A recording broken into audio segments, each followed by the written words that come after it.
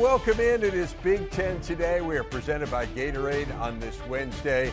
I'm Dave Revson. We're halfway through the Big Ten season. So much great stuff has already happened, and obviously the anticipation for the rest of the season is off the charts. And here to share that anticipation with me, as she is every Wednesday, Ashley Adamson. Ashley, great to have you with us. And man, we're going to look back a little bit on this show and talk about what we've seen so far, but what's ahead is so exciting. I mean, we're at officially the halfway point of the season, which is kind of in some ways hard to believe. I think we've learned a lot, Dave, so far, but I think we're going to learn a lot more, obviously, coming down the home stretch. And this is when things get really interesting. So as always, great to be with you, the best hour of my week. Well, I still, again, I find that hard to believe. I mean, we were talking off the air about you sitting in traffic for an hour every week from O'Hare into downtown Chicago. I can't believe that's not better than this, but okay. Hanging out with you beats Chicago traffic. Even better than being in traffic. That is a ringing endorsement if there ever was one.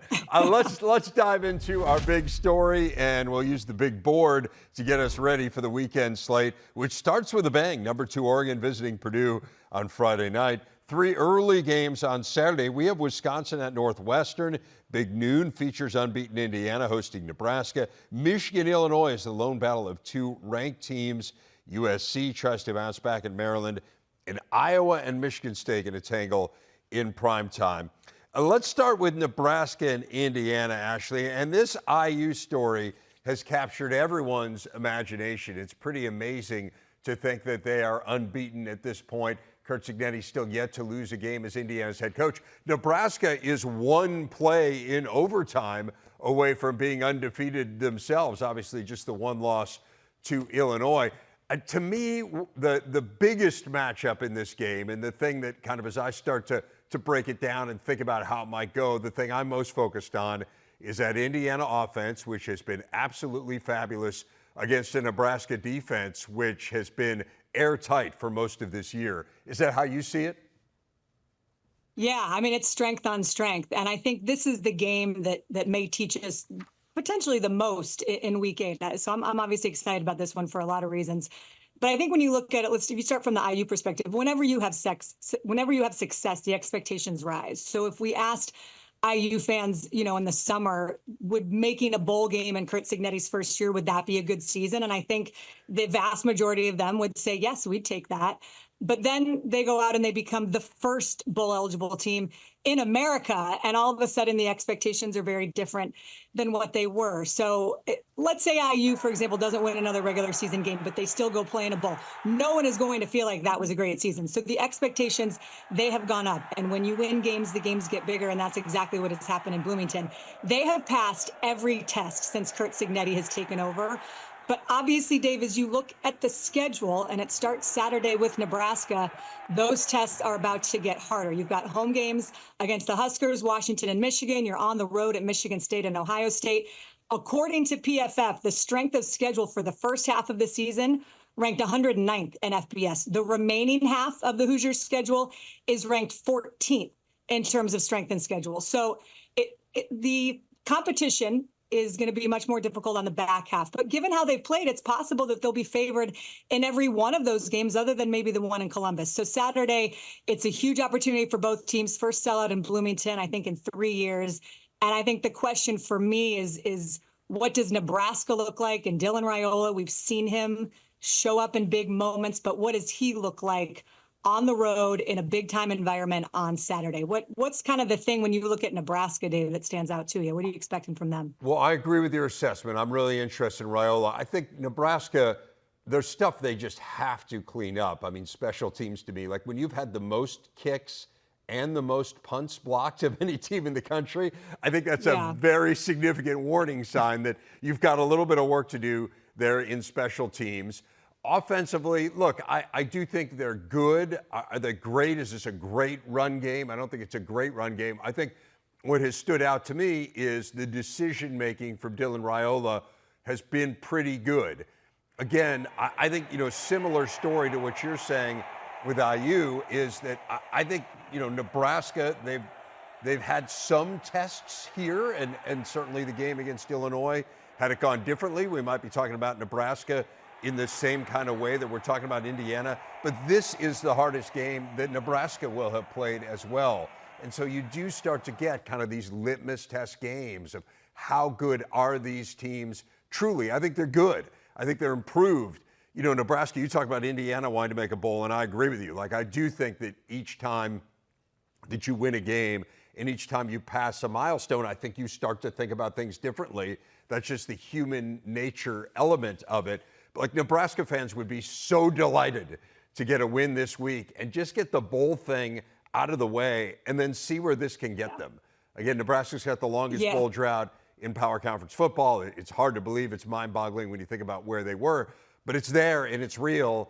And so I think from Nebraska's point of view, like, getting a win here, first of all, it would end that run of not winning a game against a ranked team that amazingly goes back to 2016. So you'd end that, you'd end the bowl drought, you get all those monkeys off your back, and then you could say, hey, where's this season going to take us? Because I think there's still a chance for it to take them to a really good place. Dave, I'm with you 100%. And I think you're right. You hit the nail on the head. For Nebraska, you finally win a close game, which had been, you know, kind of a thorn in their side. They win a close game against Rutgers. Their defense was terrific and the reason they won. And now, can you beat a ranked team, which is something that you haven't done, as you said, since 2016 when they beat Oregon. They've lost 25 straight against ranked teams. So we'll learn a lot about both of those teams moving forward. I want to spin it forward to the top 25 showdown, the only one. Let's start with the Illini, the first of back-to-back ranked matchups. They've got Michigan at Oregon and then at Oregon. What is your take on the Illini, given what we saw, giving up 49 points to a Purdue team that had been struggling on offense until really that second half last week? What do you make of where Illinois is? And do you have some concerns about Aaron Henry's defense heading into this one? Well, I think it would be impossible to come out of that game against Purdue and not have some concerns about the defense. I mean, they gave up 46 points after halftime against a team that had scored 44 points in its previous 4 games combined. So if you don't have concern about the defense, I think you're fooling yourself. That being said, this is a team that has everything in front of them. I mean, they're still in the college football playoff hunt. They've got a game at Oregon, which feels to me like the only one the rest of the year where they'd be a prohibitive underdog. Michigan appears to me to be eminently beatable. There's going to be all kinds of momentum and enthusiasm surrounding this game, and we'll talk a little bit later, Ashley, about the pageantry surrounding it, because it's a really cool game. But I mean, it's the first matchup of 2 ranked teams at Memorial Stadium in 24 years. I mean, it's just been a long time since Illinois has played in a game of this magnitude at all, let alone one that they had kind of singled out as a game that was going to have all of this excitement surrounding it beforehand, just with the rededication of the stadium. So, yeah, I mean, am I concerned about the defense? Yes. I would also say that if you are concerned about your defense, that coming into a game against Michigan, honestly, it's probably not a bad team to be playing. I mean, Michigan has the least efficient passing offense in all of FBS. Like, it's crazy to think that, but that's what the statistics tell us. Now, can it be better with Jack Tuttle? I mean, it looked better for a little while until it didn't, until a couple of key turnovers. So let's see. But this hasn't been an overwhelming Michigan offense. And frankly, it hasn't been an overwhelming Michigan defense. I mean, I think that the problems at quarterback have overshadowed some of the issues that they've had defensively, particularly in the secondary. And Luke Altmaier and Illinois are not the team you want to play if you are having trouble in pass defense. Like, they're really talented throwing the football. So I think that's a challenging matchup for Michigan. Yeah, I think you're exactly right. And, you know, when you think about Jack Tuttle, we saw what it looked like when a new quarterback can come in. We saw it with Purdue and really reinvigorate an offense. Now that he's had 2 full weeks and you had the bye week, to be able to be QB1 and to be the guy out there, it's going to be interesting to see, you know, can they throw it? And if I'm Illinois, that's exactly what I'm making you do. I am making Jack Tuttle beat me with his arm, because you know that they can run the ball. Going back to Illinois, I think, you know, yes, of course, there's concern on the defensive end. You never want to blow a 24-point lead in the second half, but you also give them credit, right, for finding a way to win in overtime. And I think that every experience you have in a season is meaningful. able to win games in different ways.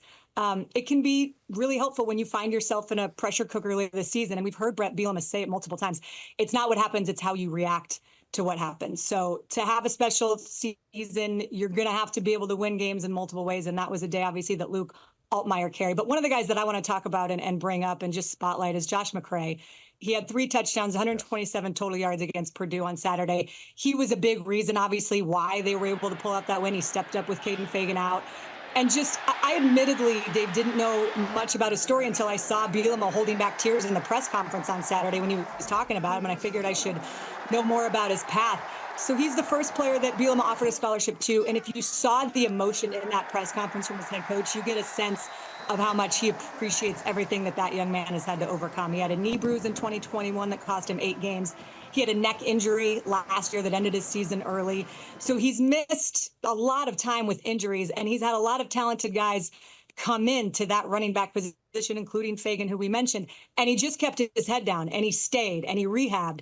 And Bielema said it. Everything keeps telling him that he's going to get beat down, and he just keeps getting back up. So for him to have that performance when his did it most, I don't know the young man personally, but those are the types of stories that just, they make me smile. And they're everywhere in college football, which is why this sport is awesome. It's a really cool story. And Josh McCray, I know you weren't covering the Big Ten then, but Josh McCray early in his career had a couple games, Ashley, where you're just kind of like, wow, yeah, this kid is really, really good. And then the series of misfortunes, which you have discussed, and it really does, it speaks to his stick-to-itiveness, and you understand, like Brett Bielema is such a good guy, and I think for people who haven't been around him, you don't understand that sometimes, like how much he cares about his guys, and you saw that kind of raw emotion in that moment of how much it meant to Brett to see McCray have as good a game as he did. Hey, I want to talk about Purdue a little bit, the team that I'm fascinated to see what Oregon looks like in this game. Like, this is the first time that Oregon's had to travel to the Midwest. And we've seen that these teams traveling over multiple time zones, it's been challenging, although a couple teams did pull out wins this past weekend, but it has been hard to do. And this is the first for them. They have to go to Wisconsin. They have to go to Michigan as well. So we'll see whether or not that has any kind of an impact on them. It's a short week, and you've had everyone patting you on the back, presumably, on campus all week after an incredible game against Ohio State. I'm really interested to see what Oregon looks like on Friday night against the Boilers. You and me both. And, coaches talk about the 24-hour rule, or I guess sometimes it's like the 8-hour rule or the 10-hour rule. We've talked about the fact that there doesn't seem to be any real uniformity in college football about how long you get to enjoy a win before moving on. But either way, I think that is the big question this week. How does Oregon, on a short week, made even shorter with the travel, follow up what was a massively emotional win over Ohio State, and by far the biggest win they've had under Dan Lanning? Obviously, this game is made all the more intriguing by the lights that the Boilers showed against Illinois. There has to be some renewed confidence in that locker room. And honestly, Dave, if I'm an Oregon coach this week, like that Illinois film is the best I could have asked for going into this matchup, because you'll be able to put it on and say, hey, look at this. Yep. This is not a basement dweller in the Big Ten. This is an offense fully capable of putting up a ton of points in a hurry against a ranked team. And now they have some real belief. So we know it. Teams with nothing to lose can be very dangerous. And the Boilermakers have slayed some giants at home over the years, as you know. So I imagine Purdue will have the full attention of the Ducks, and they should. And I think, Dave, I'd love to get your thoughts on Ryan Walters' decision to call the offense. Yeah. Because it's not very often that you see a defensive head coach turn to offensive play caller halfway through the season. But the results are hard to argue with. It's amazing. I actually thought it was a mistake when I heard it for the first time. Like, well, he couldn't have been calling the offense. He's a defensive guy, but he was calling the offense, and I would say he did a darn good job of it. And maybe when you're, I mean, this is interesting. I want to talk with Coach Donardo and Coach Wanstead about it on Friday. It's one of the topics I want to bring up with them.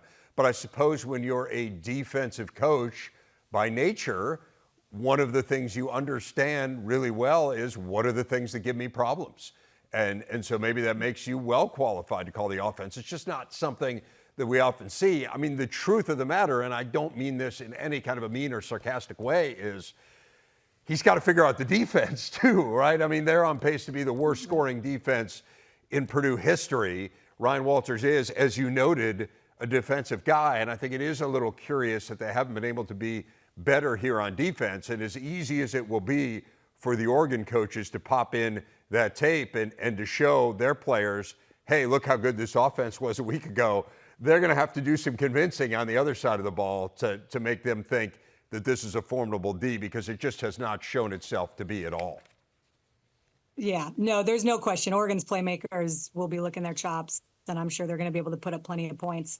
And to your point, Nick Aliotti, who was a longtime defensive coordinator for Oregon, who I worked with for many years at the Pac-12, he used to always say he was a defensive guru, and he said because he had spent so much time studying defense that he said that he would have loved to at some point call an offense. Because when you understand exactly how teams will try to think about what you are showing them, that was something that he always talked about. He said, I think if I could go back and have a chance to call an offense, I would be maybe even better at it than I was at calling the defense, because you understand exactly how defensive minds work. So it'll be interesting. And I think what they have found is a quarterback that gives them some chutzpah. Yeah, that's for sure. The other thing I'd say along those lines is obviously Ryan Walters came from Illinois, and so he understands Brett Bielema and his defense probably better than most. And so you're even more uniquely positioned there to, hey, I know what they're going to do in certain situations. But it's remarkable. I mean, they averaged 12 yards per play in the second half. It was quite a performance, no doubt, by that Boilermaker offense. Lots more to come. Game leaders are brought to you by Gatorade. Some amazing individual performances in the first half of the Big Ten season. Tough to find one better than what Tyler Warren pulled off Saturday in L.A. Tied the all-time NCAA record for receptions by a tight end with 17. He snapped the ball on his touchdown catch. He completed a pass. He ran the ball once, showing off the creativity of that Andy Kotelnicki offense and the diversity of the Nittany Lions attack. One of the big stories early on this year. A ton to choose from, Ashley, but we each wanted to point out a few of the things that have stood out to us in this first 7 weeks of Big Ten football. I'm going to go first, and I'll just say, to me, it is the expansion, and the specific part of the expansion that I have loved is the venues. And you told me when we were traveling around this summer how special these venues are of the 4 new schools that were joining us. And as you know, I've followed this sport literally my entire conscious life. I went to my first Big Ten football game when I was 6 years old in 1975. I've loved it ever since. But the notion of Big Ten games being played in the Rose Bowl, in the Coliseum, at Autzen Stadium, at Husky Stadium, I knew these were great venues. Like, I understood that we were getting 4 amazing venues into the Big Ten. But to see these 4 new schools hosting some of the more traditional Big Ten teams there, to see the fan bases of these massive universities, as we know, there are Big Ten alums all over the country, to see a lot of them get to go to these venues, many for the first time, and see their teams. You told me it was going to be great. I believed you, but I think I didn't quite understand how great until I saw it. It's just been amazing. Yeah, Dave, I co-sign with you on that, because I think that the reality is change is hard and uncertain, right? And there was so much conversation and expectation about what this new world order in the Big Ten would look like, and plenty of debate about the style of play and would these 4 new programs, what would they bring to the Big Ten? Would the West Coast schools be ready for the physicality?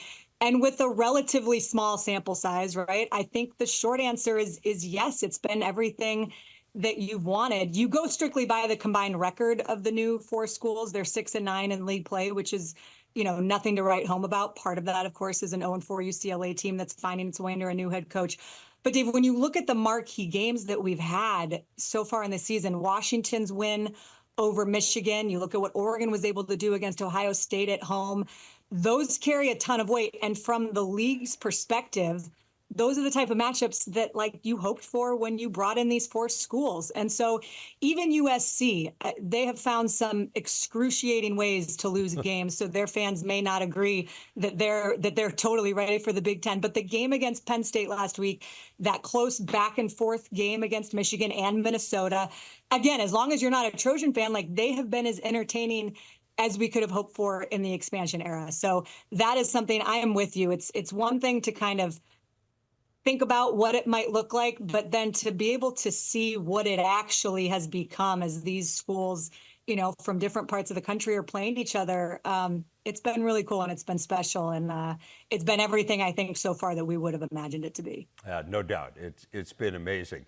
The next one for me is Indiana, and we've already touched on them a bit, but I just want to say anytime a team turns it around and follows up a bad season with a good season, it's great, and those make for really good stories. But it's different to me, Ashley, when it's Indiana, and I'll tell you why. And again, I'm not trying to pile on Indiana's history. There's reasons for all of this. But Indiana, there are 134 teams in FBS, 134 teams in major college football.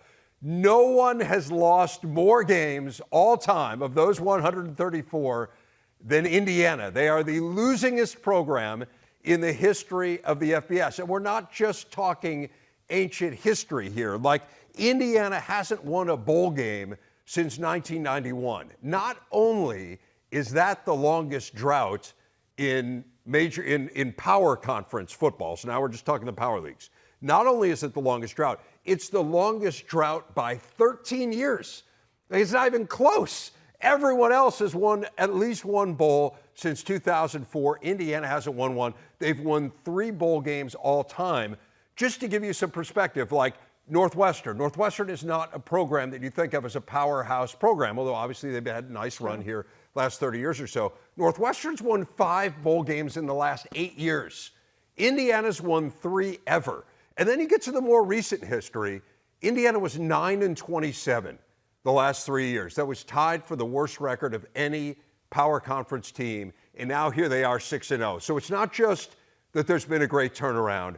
It's been that there's been a great turnaround at Indiana. To me, it is one of the best stories. It has a chance to be the best, honestly, that we've covered in all our time at the Big Ten Network. Dave, this is why I love working with you, a college football historian, because I feel like you put into context just of how big of a deal this is going to be. And I don't want to just say cosign on all of the things that have stood out to you so far, but yes, Indiana has been the surprise story, and it's been phenomenal to watch a fan base completely re-energized. And I've loved watching Curt Cignetti stroll into Bloomington with all that bravado. And so far, they have completely backed it up. And I think it shows you just how quickly a coach can fully reset the culture. And I wonder if other ADs in the country are paying attention, because in a world where everyone seemingly wants to go out, and this is true in the NFL too, and find the hot young coordinator, Scott Dolson made a somewhat out-of-the-box hire by bringing in Cignetti, and you look at what it's done. He's got a ton of experience at every level, but specifically, and as anyone who has Googled him knows, he has won everywhere he has been. And the way that he went about building his roster, like he went and he got proven production over potential. All those guys from James Madison, as well as guys like Curtis Rourke, who have performed well at lower levels, and it is working. So I just wonder if Curt Cignetti's, the Curt Cignettis of the world, guys who have spent a lot of time at lower divisions and are proven winners, will become more of a blueprint for athletic directors moving forward. But I'm with you. Hands down, the Hoosiers are the story of the first half of the season. I even had a friend of mine come and deliver an IU helmet so that she said, you don't have enough Indian Hoosier in your background. So now I have, shout out to you, Marissa. Thank you for my IU helmet. But it's cool to see, and it's fun to see a fan base totally re-energized. It's awesome. And he's not the only one from lower levels, as you know, right? Lance Leipold, obviously, he's done a Kalen DeBoer. But it's pretty amazing. I mean, when I saw his resume, I kind of thought to myself, just because you can win at Indiana, Pennsylvania, doesn't mean you can win at Indiana of Indiana. Right. Like, it's a different deal. I was talking to Scott Dolson when we were there for practice, the great athletic director, and he was telling me, I had a checklist of all the things I wanted in a coach, and he checked every box. I would say there are probably a lot of ADs who want to know Scott Dolson's checklist now. It's proprietary. I can't give that away, but there might be some calling him in the offseason. The last one I'm going to go with is the Northwestern temporary stadium. I just think it's so cool. It's really beautiful, and it shows off what is one of the prettiest settings for any college campus in America. But I just give them a ton of credit for getting to this point. I mean, there was truly nowhere else, Ashley, that was acceptable for them to play. They couldn't use the baseball stadiums until November because, you know, the White Sox couldn't ensure them that they would be able to use their field because they might be in the World Series. Soldier Field was a no-go because of the turf problems there. There's a soccer stadium an hour from campus. That was probably the place they would have ended up playing. That would not have been great given Chicago traffic, given where their fan base is.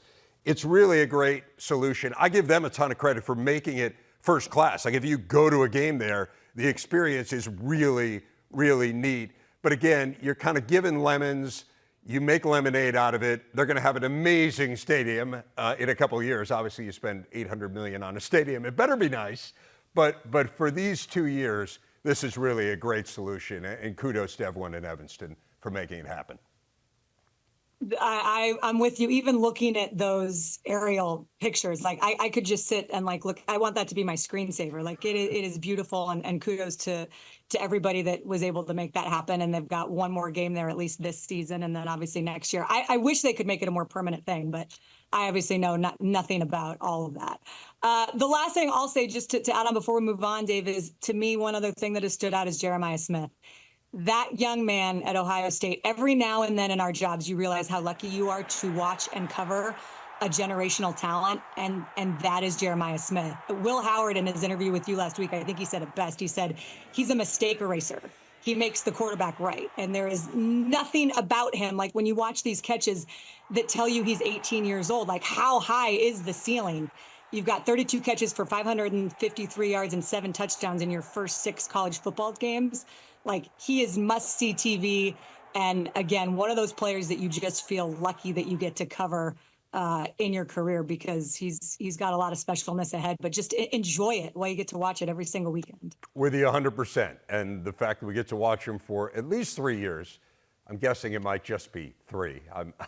Might just be. I'm thinking after that he might make the jump. But I'm with you. He is a special, special talent. Been a ton of fun to watch. Penn State football hasn't won 109 in a row, but they have won 6, off to an undefeated start to begin the year. Matt Millen, Big Ten Network analyst, former Penn State star, joins us now. And let's start there, Matt. It's as good a place as any. Penn State went out to USC, got an impressive win in overtime this weekend. How good are the Nittany Lions? Well, they're as good as they've been so far this season, but not as good as they're going to be at the end of the season. What you see with them is they're still developing. It's an offense that's kind of still in transition, and it's a defense that really needs to incorporate more discipline, because when they have big plays against them, it's not because they're physically getting beat. It's because they're not maintaining discipline of scheme. And so I think those are very correctable. I think they will correct them. And I think they're going to gain confidence as the season keeps on going, especially on the offensive side of the ball. In fact, you can see that with Ala right now. He's gotten better from the beginning of the season to right now, and I expect that he'll continue to grow. Yeah, you could see the confidence certainly on that final drive, which was huge in the USC game. The 2 completions to Julian Fleming on 4th down. I mean, you don't complete those and the game's over. So it really does speak to his confidence, no doubt. The biggest game of last weekend was obviously Oregon and Ohio State. Oregon gets the win at home. They are still unbeaten. Are they the best team in the Big Ten, in your opinion, Matt? Yeah, well, you know what? That's a coin flip game, right? That game came down to a lot of different things that could have gone the other way for Ohio State. It didn't. And Oregon is playing at a really high level. But if we really are honest about it, we could be talking about Ohio State this week instead of Oregon. But Oregon's playing very well. And Oregon plays fast. That is a fast football team. And it's interesting when I watch them, you know, it's different because they have speed in the ground game and they have speed in the passing game. They really expand the field. That's what they're trying to do, and take advantage of all their speed. And it's working for them right now. It is indeed. I mean, you go over 500 yards against a team that was #1 in the nation in total defense coming in. It speaks to how good they are. And they've really improved too, Matt. You think about the offensive line, the beginning of the year, you think about the run defense. Sure. Both those areas have really gotten better. What about the flip side? As you said, Ohio State's a play here, a play there from winning that game. It's not as if the whole thing is falling apart, but they got a loss, and we know that every loss in Columbus is seen as one too many. They have a bye week this week. Where does Ohio State go from here? They go back to business. They just go back to the basics and correct all the mistakes that they saw. And there's always mistakes in every football game. So they go back to correcting the mistakes, and then they jump back on doing what they're doing. So they have to emphasize the positive because they've been doing a lot of things really well. I mean, that run game's legit. The passing game is legit. It's just sometimes teams, it's not like another team beats you. Sometimes you beat yourself. And so if you can eliminate all those mistakes, they'll be fine because they're a very talented group. They're a little bit different than Oregon in that they're not as fast a team, but they can match whoever is on the schedule. That is definitely true. I expect them to come back and just keep on getting back to business. A one-loss season is not going to be bad, and they'll turn this thing around. I'm with you, particularly in this 12-team playoff era. Honestly, you can lose 2 games if you're a program the caliber of Ohio State and still make it into the playoffs. So, as you said, just a play here, play there. It'll be fascinating to see how they look a week from now. I can't wait for Indiana, Nebraska on Saturday. We've already talked about it some here on the show. I honestly am not sure you can talk about Indiana enough. It's been an amazing story. We know how good Nebraska is defensively, but what impresses you the most about the Hoosiers to this point? Honestly, I can't believe how good a job Cignetti has done putting that team together. I mean, everybody talked about Colorado a couple years ago. They brought everybody in and they were going to have this great team and it's all going to work. And when you patchwork a team, it doesn't work like that. It's hard to bring people in from the outside. Don't forget, there's a lot of transfers on this Indiana team, and they are playing at a really high level. And it kind of amazes me the coaching job that Cignetti's done there to get that group together as one. Now, he brought a lot of his own players from James Madison, but they've integrated this thing exceptionally well, and they're playing as good as team football as is being played out there. Yeah, it is a remarkable story. I mean, you talk about that Colorado team that generated so much hype last year. They won 4 games, right? I mean, this team's 6-0, and man, the hype is off the charts this week with Big Noon coming, a sellout crowd. It's really going to be something. It's not easy to do. Say that again, Matt? That is not easy to do. You know, when you get a bunch of new guys in, and then you're learning a whole different scheme, you're talking a whole different language. The players are learning the coaches are learning the players. That is really hard to do, and I am shocked that they are having that much success this early. That is hats off to Cignetti. More than 30 transfers. I mean, it's so hard to get it right, and to get it right as quickly as he did. It's an incredible story.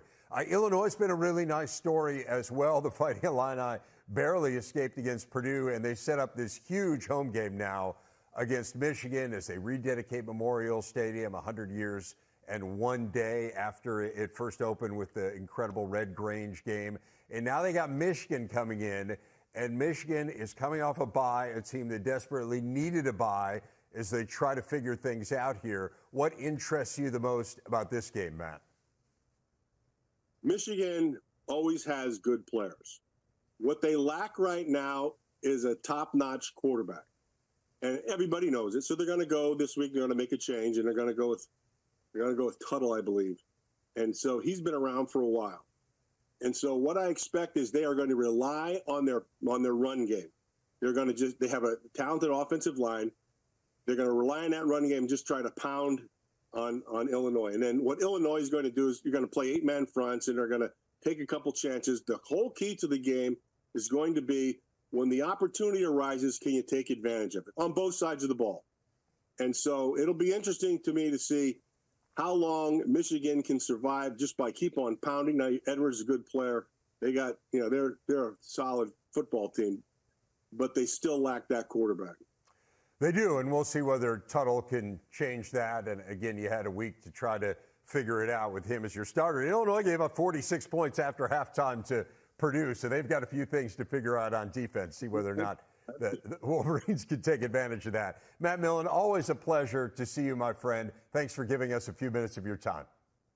I love it. Take care of yourself. Have a great one. Nice talking to you. With you one final time. And Dave, I do not have the data to back this up, but I am hearing that this is the highest rated segment every Wednesday. That's just what I'm hearing. So the four we are looking for. Yeah. It has to be. It has to be. We each share the two things we are most excited to see play out and give the people what they want. I'll let you bat lead off. What are you excited to see this weekend? Well, you led into it there. To me, it's the rededication of Memorial Stadium. I think it's one of the coolest stadiums in the Big Ten. As you said, 100 years in one day after Red Grange's amazing game in 1924. He scored 4 touchdowns in the first 12 minutes. He accounted for 6 in the game. Red Grange was the first true national superstar in football. He played at a time when the college game was bigger than the pro game. When he decided to go to the NFL, it gave legs to that fledgling league. And credit to AD Josh Whitman for making this happen, for specifically asking to play Michigan at home on that day. Credit the Big Ten for making it happen and allowing that game to be scheduled. And it's going to be a great scene. I will co-sign on all of that. You said it better than I could have. But can I just also add that I'm looking forward to Illinois' throwback uniforms? And I think we have the pictures. They recreated Red Grange's uniform from 1924. It's been 2 years in the making. The jersey, the pants, the socks, like all are great. But the best part, Dave, are the helmets that look like the leather helmets that they wore 100 years ago. They hired an artist who airbrushed each of them by hand. The whole process is bananas. So if you're an Illinois fan, go watch the video on the website. Hat tip to Jack Roche, the director of equipment operations. Game will be great, but it's the fashion for me. We got 30 seconds left, Dave. What else are you excited about? The other one for me is Ryan Brown, Purdue quarterback. He had an amazing game against Illinois last week. Can he follow it up? He's getting the start here against Oregon. We know how good the Ducks are. Maybe Purdue has found its next superstar quarterback. Yeah, and I'll add, I want to know how USC is going to show up the rest of the season, starting with their road trip to Maryland this weekend, because the season that started with so much promise after a win over LSU has gone a little bit sideways. So how do they show up on the road? I'm looking forward to that. Dave, it's been fun. Always a blast. Ashley, we'll see you in here on Saturday. Safe travels, and thanks to everyone for watching Big Ten Today.